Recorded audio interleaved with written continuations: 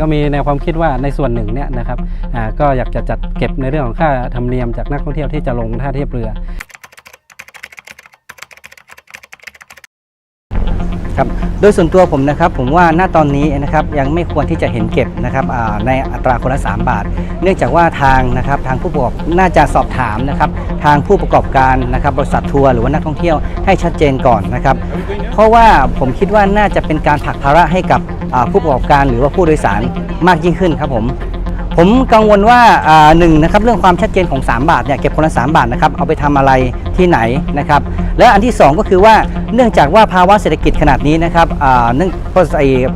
ขาเรียกว่าการท่องเที่ยวก็ไม่ค่อยที่จะดีสักเท่าไหร่เพราะว่าเศรษฐกิจก็ไม่ค่อยดีเท่าไหร่นะครับผมเกรงว่าอาจจะมีผลกระทบกับทัวร์บางส่วนที่จะยกเลิกไปนะครับเนื่องจากว่าปัญหาก็คือว่าท่านหลายๆคนก็อาจจะมองว่า3 บาทนี่เป็นเรื่องเล็กน้อยแต่ถ้าเกิดว่ามองให้ลึกนะครับผมว่าเป็นเรื่องที่ละเอียดอ่อนนะครับอย่างบางทีเนี่ยบริษัททัวร์นะครับเขาตั้งธงมาอยู่แล้วว่าจะมาที่3 เหลี่ยมโดยเฉพาะนั่งเรือนะครับเป็นไฮไลท์ที่จุดสำคัญแต่ถ้าเกิดสักวันหนึ่งปุ๊บเนี่ยเขาเห็นว่า3 บาทเนี่ยนะครับไม่ควรที่จะเสียหรือว่าเสียไปโดยเปล่าๆไม่ได้ประโยชน์อะไรเขาก็อาจจะตัดโปรแกรมตรงนี้ออกนะครับโดยเฉพาะกลุ่มนักท่องเที่ยวที่เป็นชาวไทยนะครับบางคนก็อาจจะเข้าใจบางคนก็อาจจะไม่เข้าใจนะครับในการเก็บอัตราเพิ่มครับผมสืบเนื่องจากว่าตอนนี้ทางเทศบาลนะครับได้ทำการปรับปรุงพื้นที่3 เหลี่ยมทองคำนะครับทั้งลานชมวิวนะครับ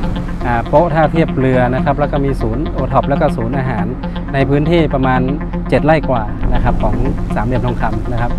สำหรับที่เราได้ทำการปรับปรุงไปแล้วเนี่ยนะครับซึ่งเรามีสิ่งปลูกสร้างนะครับซึ่งที่เราจะต้องดูแลนะครับหลายๆส่วนนะครับคืออย่างเช่นตอนนี้นะครับเรื่องความสะอาดเรื่องไฟฟ้าต่างๆนะครับที่เราจะต้องทำนะครับซึ่งในส่วนต่างๆตรงนี้นะครับที่เราสร้างขึ้นมาก็เพื่อใช้บริการสำหรับนักท่องเที่ยวที่จะเข้ามาเที่ยวในพื้นที่นะครับก็ในส่วนหนึ่งนะครับก็มีแนวความคิดว่าเมื่อนักท่องเที่ยวเข้ามาใช้พื้นที่นะครับสาธารณประโยชน์นะครับก็มาใช้พื้นที่นะครับที่เทศบาลได้ปรับปรุงไว้นะครับมาใช้ในการลงเรือมาใช้ในการถ่ายรูปมาใช้ในด้านเดินท่องเที่ยวอะไรต่างๆนะครับเพื่อมาใช้ในการดูแลรักษานะครับแล้วก็ปรับปรุงในพื้นที่ของ3 เหลี่ยมทองคำนะครับอย่างเช่นนะครับตอนนี้เรามีเจ้าหน้าที่ที่ทำความสะอาดทั้งหมดที่3 เหลี่ยมมี2 คนนะครับซึ่งพื้นที่ตรงนี้ที่เราสร้างใหม่เนี่ยนะครับประมาณ7 ไร่กว่านะครับซึ่งจากดูแล้วเนี่ยนะครับมีนักท่องเที่ยวมาเที่ยวนะครับวันละ 3-4,000 คนอยู่แล้วซึ่งมีเศษขยะมีน้ำเสียมีอะไรเพิ่มมากขึ้นนะครับเพราะฉะนั้นทางเทศบาลเราก็คิดว่าเราน่าจะมีคนที่จะมาดูแลในส่วนนี้เพิ่มเติมนะครับเราก็มองจุดว่าในส่วนของเทศบาลเราเองนะครับซึ่งจริงๆแล้วเนี่ยงบประมาณในแต่ละปีนะครับก็มีน้อยอยู่แล้วนะครับซึ่งในพื้นที่ของเรา54.26 ตารางกิโลเมตรนะครับแล้วก็เราใช้งบประมาณประจำปีเราเนี่ยไปทุกหมู่บ้านอยู่แล้วแล้วก็ในส่วนของ3 เหลี่ยมทองคำเนี่ยนะครับเราก็คิดว่าเมื่อนักท่องเที่ยวมาเที่ยวที่3 เหลี่ยมทองคำนะครับมาใช้พื้นที่มาทิ้งขยะมาอะไรต่างๆพวกนี้นะครับเราก็น่าจะมีค่าธรรมเนียมจากนักท่องเที่ยวมาดูแลรักษาบ้างนะครับเราก็มีแนว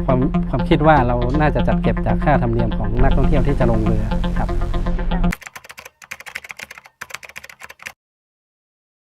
ถ้าทางเทศบาลมาทำความเข้าใจกับผู้ประกอบการผมพร้อมที่จะรับฟังนะครับและทั้งนี้และทั้งนั้นนะครับก็ขึ้นอยู่กับว่าไม่ใช่ว่าผมอย่างเดียวในฐานะผู้ให้ประกอบการท่าเรือนะครับน่าจะสอบถามความคิดเห็นจากไกด์ก็ดีจากประชาชนคนที่ใช้เรือก็ดีหรือแม้แต่บริษัททัวร์ก็ดีนะครับผมอยากจะให้ทำสอบถามคือให้ครอบคลุมมากกว่านี้นะครับเพื่อที่ให้ชัดเจนกันไปเลยว่า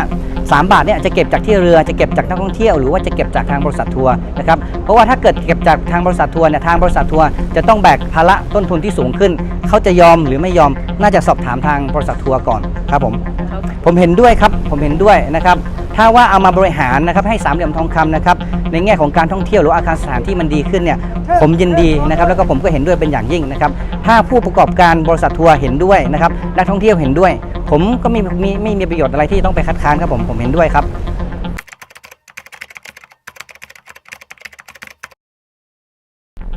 ในช่วงแรกนะครับผมว่าน่าจะมีส่วนกระทบบ้างนะครับสำหรับนักท่องเที่ยวที่เข้ามา ในพื้นที่นะครับซึ่งจะต้องจ่ายเพิ่มอีกคนละ3 บาทแต่ผมมองดูแล้วว่าคนละ3 บาทเนี่ยนะครับในช่วงแรกอาจจะคลุกคลักกันนิดหนึ่งแต่ผมว่าถ้าเข้าสู่ระบบจริงๆแล้วเนี่ยคนละ3 บาทเนี่ยผมว่าไม่น่าจะเป็นเรื่องที่จะ